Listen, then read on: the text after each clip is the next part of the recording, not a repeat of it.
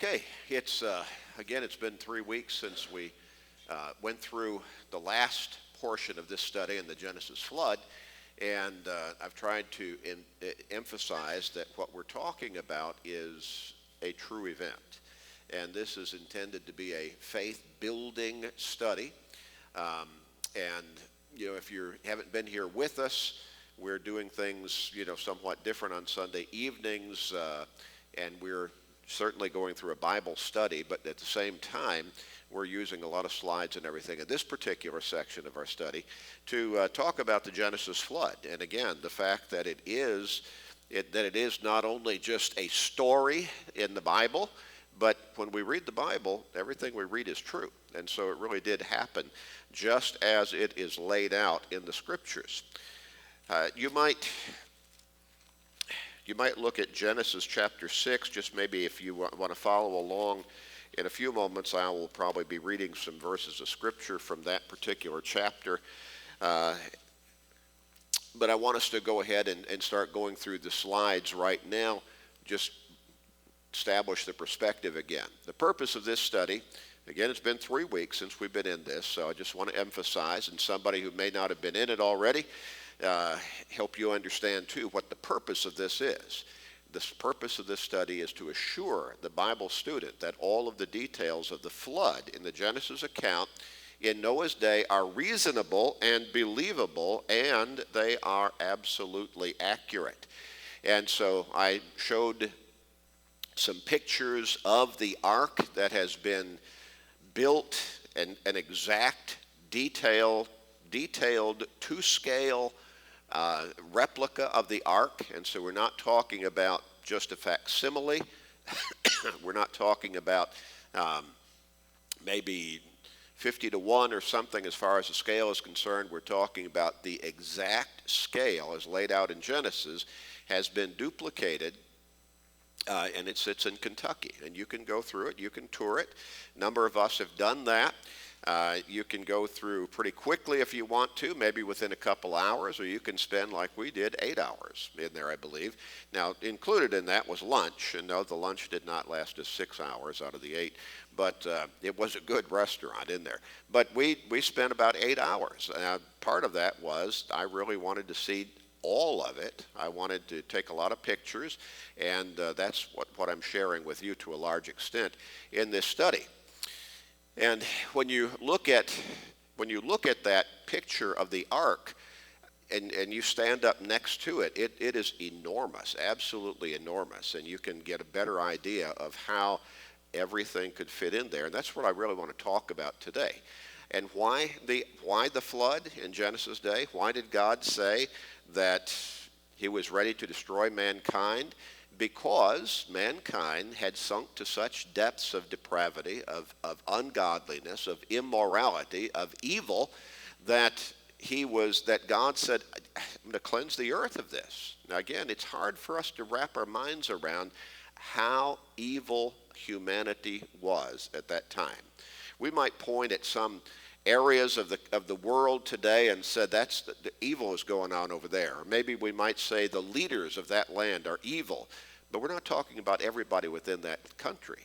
But what we're talking about with the ark, with humanity, the known world at that time, in fact, all of the world that was inhabited in Noah's day, is everybody was evil. When we look at Genesis chapter 6, beginning with verse 5, the Lord saw that the wickedness of man was great in the earth, and that every intent of the thoughts of his heart was only evil continually. Only evil. Now, again, hard for us to imagine that. And the Lord was sorry that he had made man on the earth, and he was grieved in his heart. So the Lord said, I will destroy man whom I have created from the face of the earth, both man and beast, creeping thing, and birds of the air, for I am sorry that I have made them. But Noah found grace in the eyes of the Lord. So one man, one family of 8 found grace in the eyes of the Lord. Think about that. One righteous person. Again, think of the city of Omaha. Very small scale compared to all of humanity in the days of Noah. But think of Omaha, and think if you saw anybody on the street, you couldn't trust what they were saying.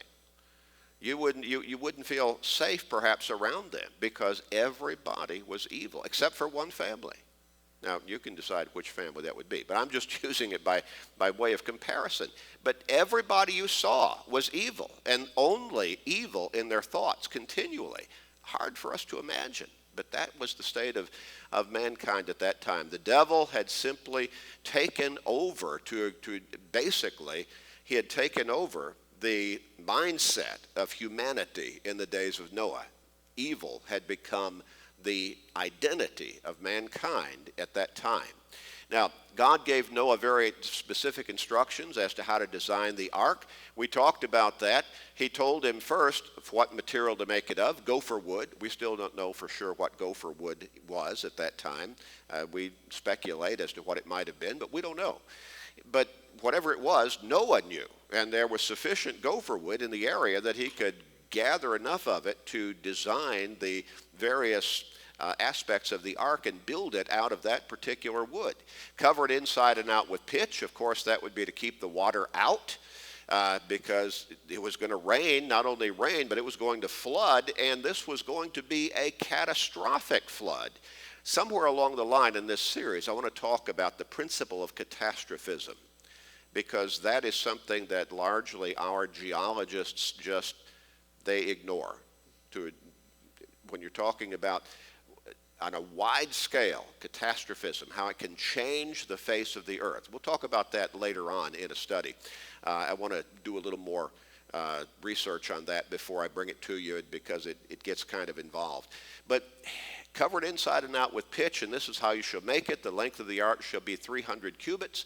Its width 50 cubits, its height 30 cubits. You shall make a window for the ark, and I believe that window would be all along the length of the deck of the ark and the farthest up level of the ark. You shall finish it to a cubit from above and set the door of the ark in its side. You shall make it with lower, second, and third decks. And so, obviously, there is no mention of any kind of propulsion system. Of course, there was no engine. There were no engines at that time. But also, there's no sails mentioned, instructed. There were no oars that are instructed. There's no rudder. And the ark was not designed to go anywhere, as I've emphasized. It was designed simply to float on the surface of the water and thereby save the inhabitants within the ark from the flood. It was not designed to go anywhere, just preserve life from within. In 1 Peter chapter 3, beginning with verse 20, which sometime were disobedient when once the long-suffering of God waited in the days of Noah. Now, understand again, it wasn't the idea that God told Noah, put in an order with the nearby shipbuilding company and have them build this ark, and it should be ready within a year or two. Now, this took over 100 years, and Peter's bringing out that 100 years, God was giving mankind still more of an opportunity to repent of the evil, but mankind did not. And so when once the long-suffering of God waited in the days of Noah while the ark was being prepared, wherein few, that is 8 souls, were saved by water. The like figure whereunto even baptism doth also now save us, not the putting away of the filth of the flesh, but the answer of a good conscience toward God by the resurrection from Jesus Christ. And so Peter makes the comparison that by means of the ark, the waters lifted that ark up and they were saved from that flood. And Peter talks about in that way, the waters saved them. They weren't buried in the water, but they lifted up the ark and they were saved from that water, or we might say through that water. And so Peter makes the comparison. He says, in like figure, by comparison, in a similar way, we're saved as we're baptized into Christ for the remission of our sins. Now, the waters lifted the ark, the perfectly designed ark, to the surface, saving the physical lives within. And then also, Peter made that comparison that it is through the waters of baptism that a person is saved spiritually. And we noted that the ratio that God instructed Noah to use in the building of the ark, the 300 cubits feet long by 50 cubits feet wide and 30 cubits feet high, that ratio of 300 to 50 to 30, we didn't learn this for hundreds, thousands of years later. But we came to find out as people became more skilled in building large floating vessels that these dimensions are the perfect ratio for a huge ship built for seaworthiness and not for speed. So how did Noah know how to do this? God told him. He gave him exact instructions. God designed the universe in all of its perfection, and he obviously knows how to design a ship also.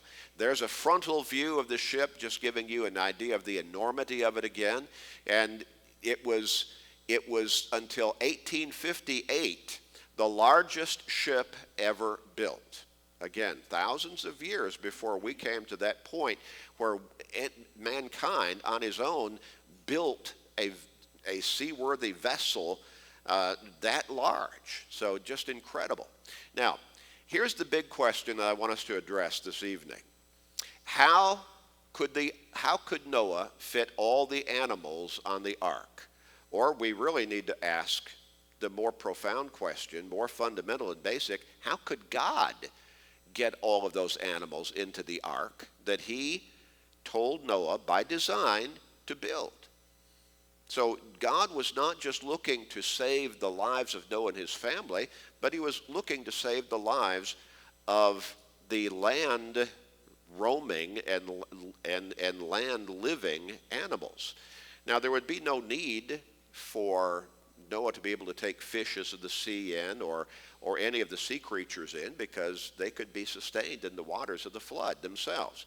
But all of the animals that lived on the face of the earth, now that would include the birds of the air, because they live in the face of the earth, and all the trees and all the mountains and everything of the earth at that time would be covered in water. Now, we might talk about later how the earth, the surface of the earth, may not have been and probably was not as mountainous as we understand, as we see it today, as we experience today. And that could have been one of the ways that God drained the waters off the surface of the earth into the seas and into the rivers and the lakes and so on, that he raised mountains up to drain that water. That's a possibility. But the geology of the earth may not have been as mountainous back then as it was, and probably we might make a case that probably was not at that time as mountainous as we see it today. Now, I love the mountains, but we might have had, a much lower kind of elevation of what we would call mountains back then as compared to what we see today. Now, but how could Noah get all those animals on the ark? How could they all fit on that ark? Now, again, it's enormous, as I said, but how did they all fit? Well, we normally think of species when we think of all the different kinds of animals that exist in the face of the earth. But the word species is not what's used in the scriptures. It's the word kinds. Now, when we look at Genesis chapter 6, and let me look here, pick this out. I should have done this ahead of time. I apologize. Okay, if you drop down to verse 18 of Genesis chapter 6, God is speaking to Noah. He says, I will establish my covenant with you, and you shall go into the ark, you, your sons, your wife, your sons' wives with you. And of every living thing of all flesh you shall bring 2 of every sort into the ark to keep them alive with you. They shall be male and female. Of the birds after their kind of animals, after their kind, of the birds after their kind, of animals after their kind, and of every creeping thing thing of the earth after its kind. 2 of every kind will come to you to keep them alive. Now, in chapter 7, God then, if you look beginning with verse 1, then the Lord said to Noah, come into the ark. The ark's finished by this time.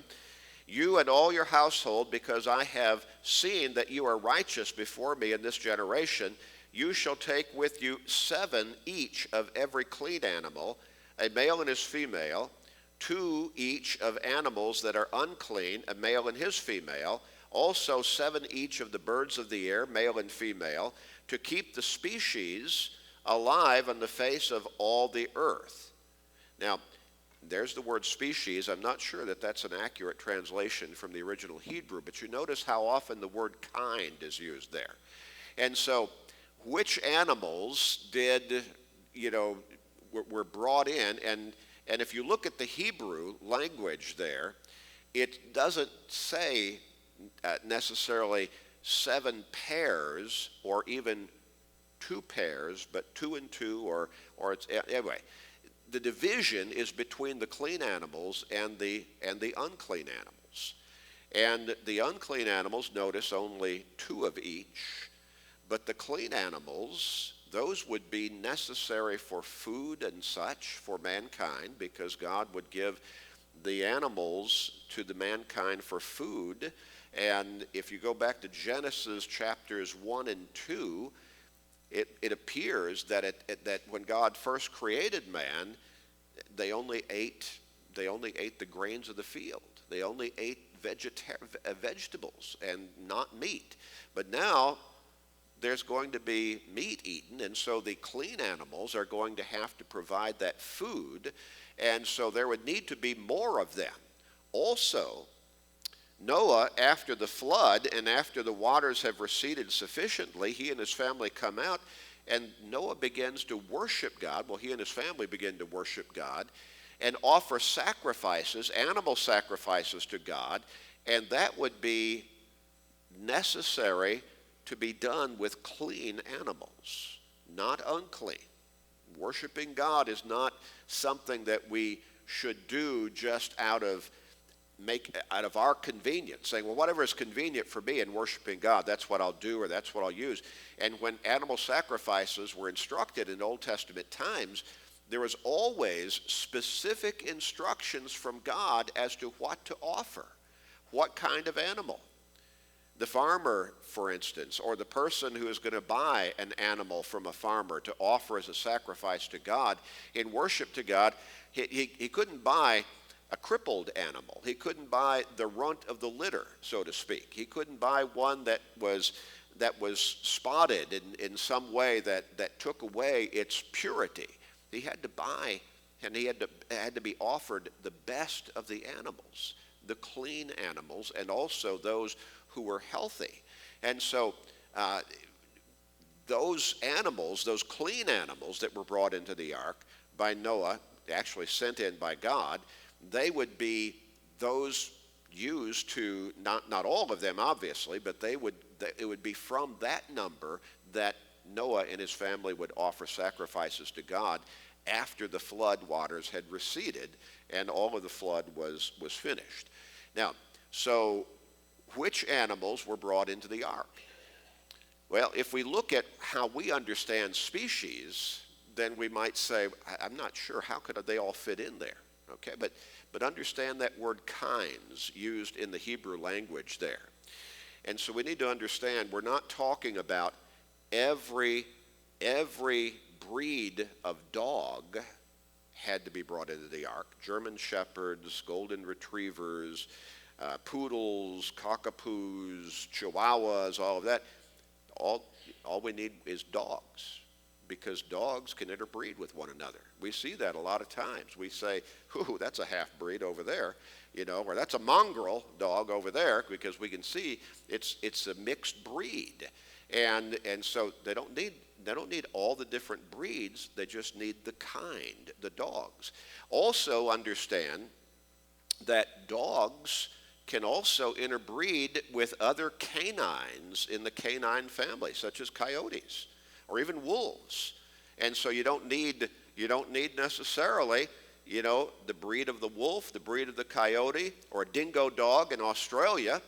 You just need dogs. So you see that cuts the number way down. The same thing can be said about cattle. You don't need a Jersey cow, that has to be represented along with, the better breeds, well, Black Angus, say. You just need cows. And cows can interbreed with one another. Horses and donkeys can interbreed. Now, they produce a hybrid called a mule when they do that, but horses and donkeys can interbreed.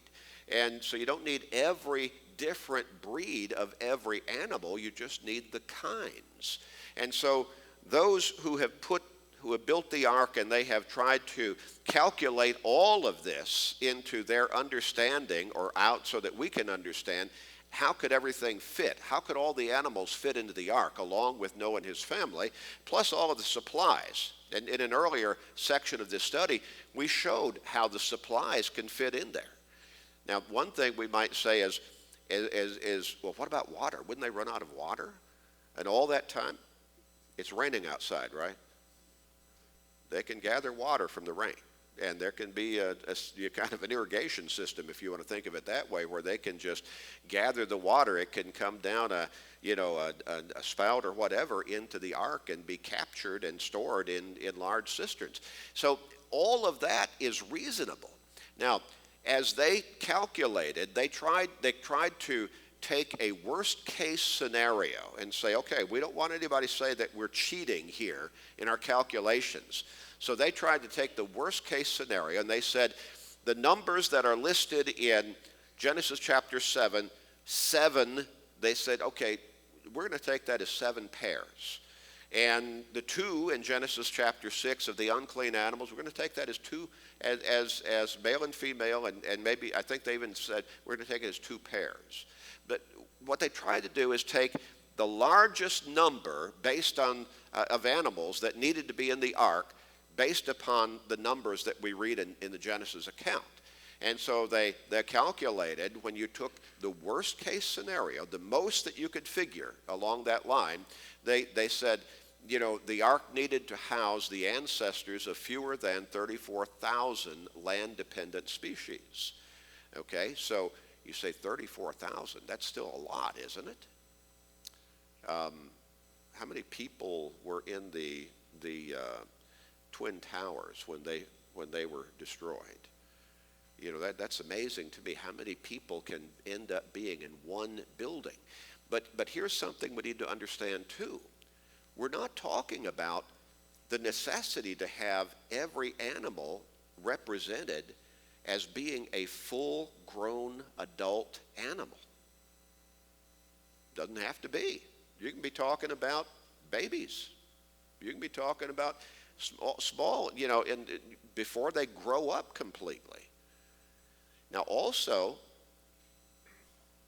understand that a whole lot of the animals that we think about that are alive, roaming upon the earth today, are very small. Very small. Chipmunk's a pretty small critter, isn't it? Squirrel, rabbit. So they don't take up much space.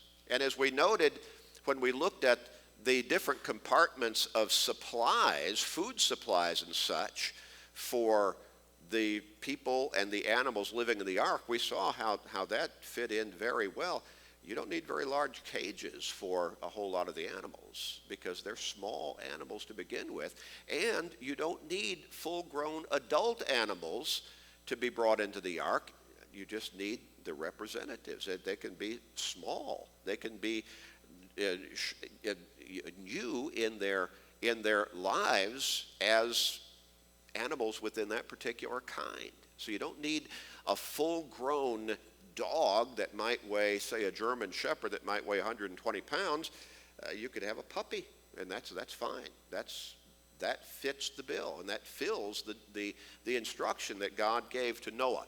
So I'm not going. Obviously, you can't look at all this. They have actually listed, the different kinds in there, the different varieties of animals, and even if I pulled it up on a computer in front of me, I would have some difficulty reading all of that. But I'm just trying to help you see how detailed they were in their analysis and their calculations.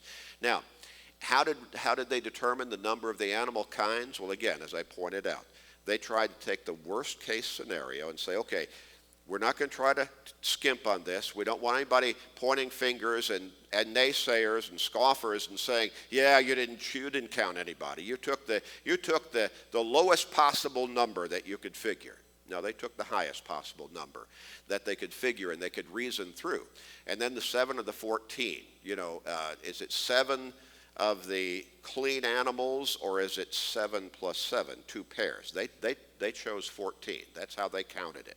So they didn't say just 7 of the clean animals. They said, no, we're going to take, because of the wording in the Hebrew, it's difficult for us to really translate and understand fully just exactly how that was to be taken. Was it 7 and 7, or was it a total of 7? And so they said, we'll count 7 pairs. So they took the full 14. So they calculated on the basis of the greatest number that you could see represented in the Genesis account, and that's how they figured it.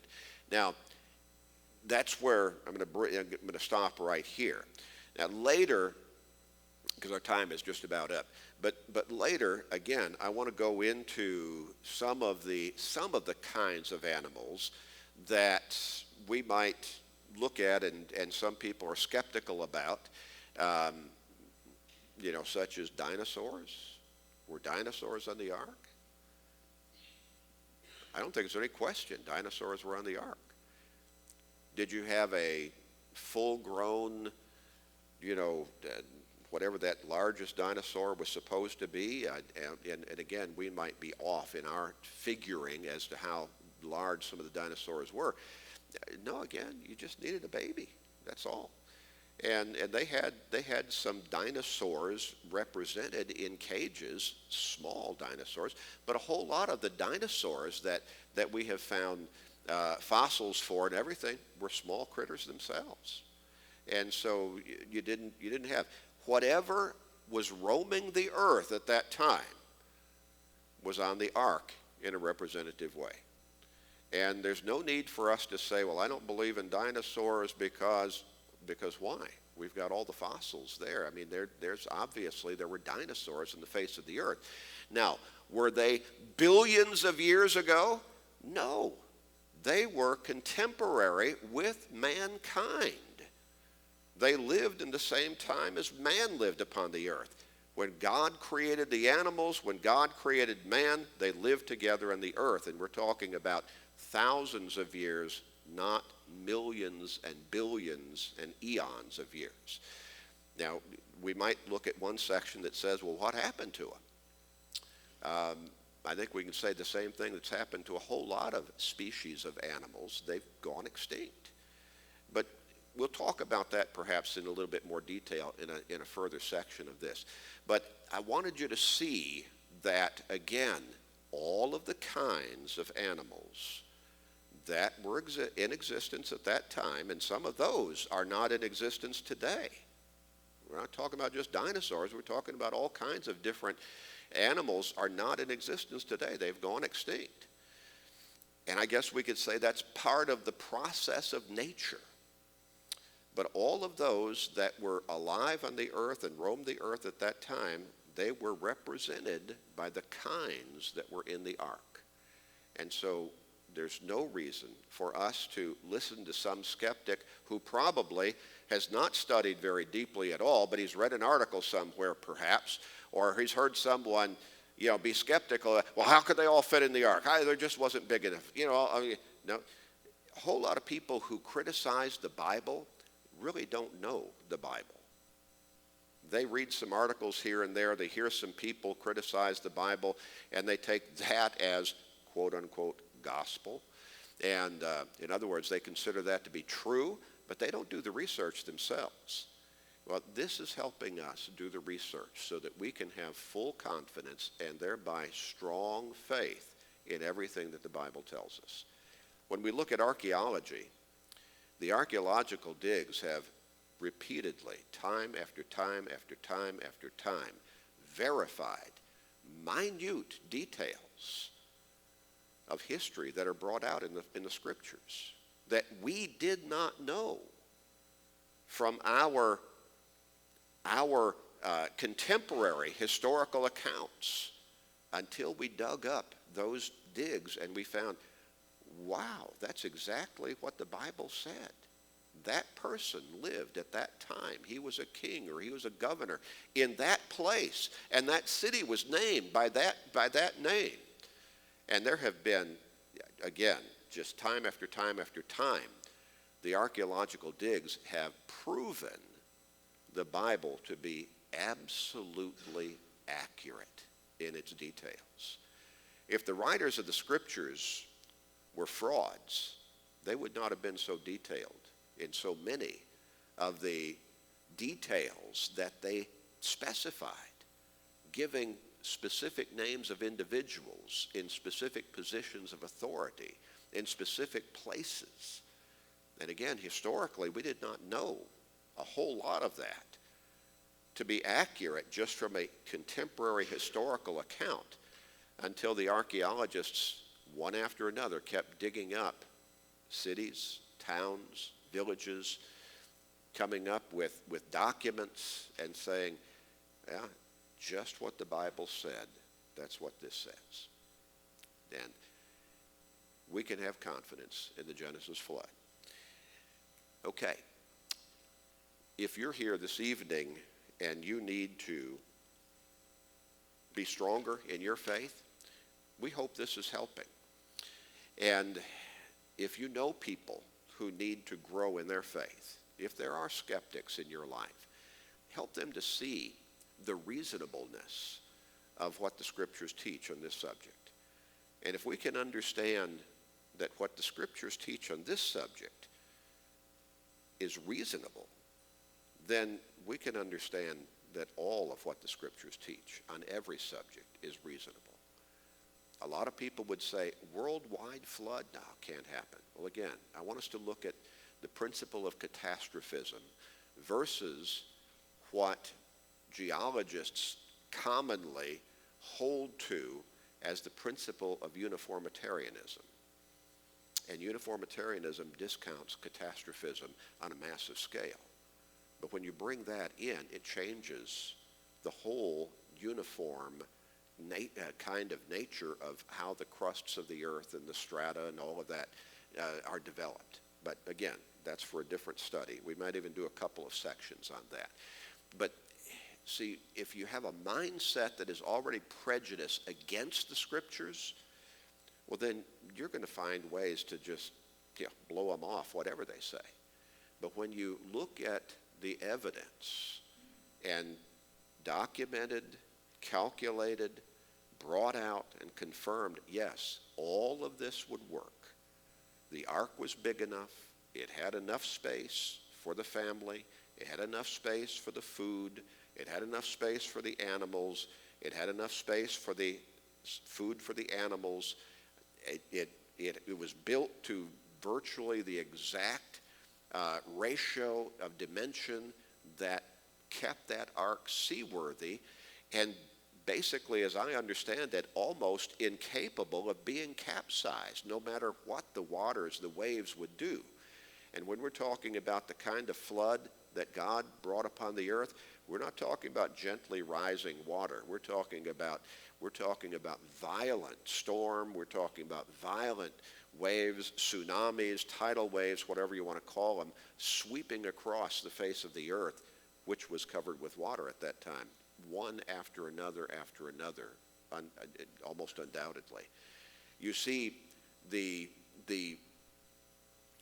catastrophic effect of it in that we have found, I believe, mammoths in a cave, found the bones, skeletons of mammoths in a cave with food still in their mouth. And that's how quickly and catastrophically, they were taken. But that's not something that has only happened in the flood. When we saw when we go back and we've done the archaeological digs after Mount in Italy, Mount Vesuvius, when it erupted thousands of years ago, we found the mummified remains of people who were such as in a sitting position, because it was so quick, so fast, so catastrophic. Well, we need to understand that's what happened with the flood in Genesis.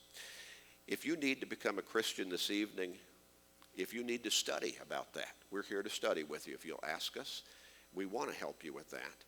And if you're ready to be baptized into Christ for the remission of your sins, as Peter brought out, as we read earlier, then we're here to help you with that. If you need the prayers of the church for whatever reason, we're here to help you with that. If you'll step forward or talk with us privately and let us know.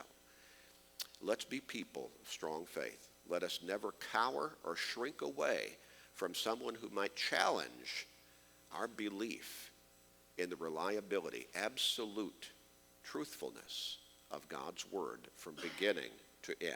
If you need to come, our invitation song is number, 920. And let us stand as we sing.